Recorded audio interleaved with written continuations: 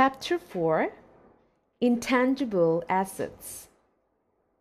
Jake always had this queasy feeling while dealing with accountants, and especially when they started on about goodwill, deferred revenue expense, and the like. He would nod as if he was with them, but for the life of him, he could never figure out why accountants complicated something that could be presented relatively simply. Michelle understood that Jake was normally at sea at such meetings, but she tried to present before Jake a rational going-over.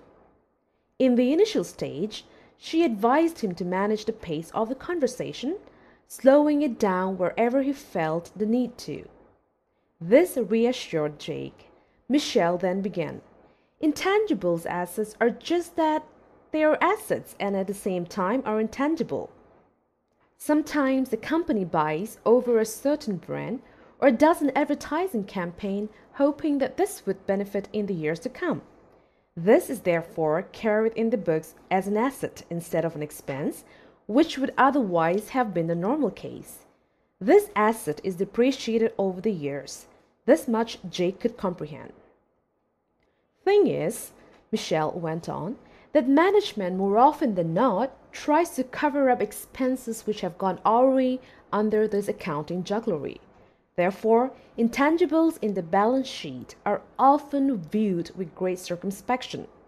Michelle added, since the intangible assets are extremely subjective, accountants seldom agree to a very precise measure of their value.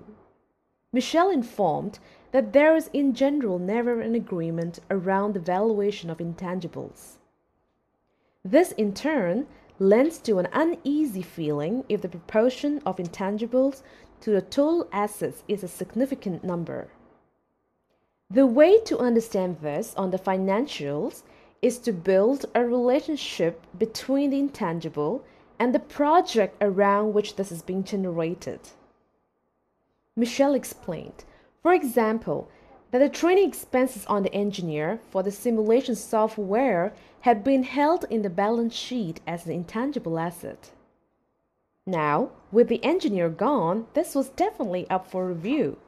If for a moment this had been a large figure in comparison even to the expensive software that had been bought, this would have been a major headache. This sort of cleared a little air, but Jake knew that it would take him time to fully understand this aspect of accounting.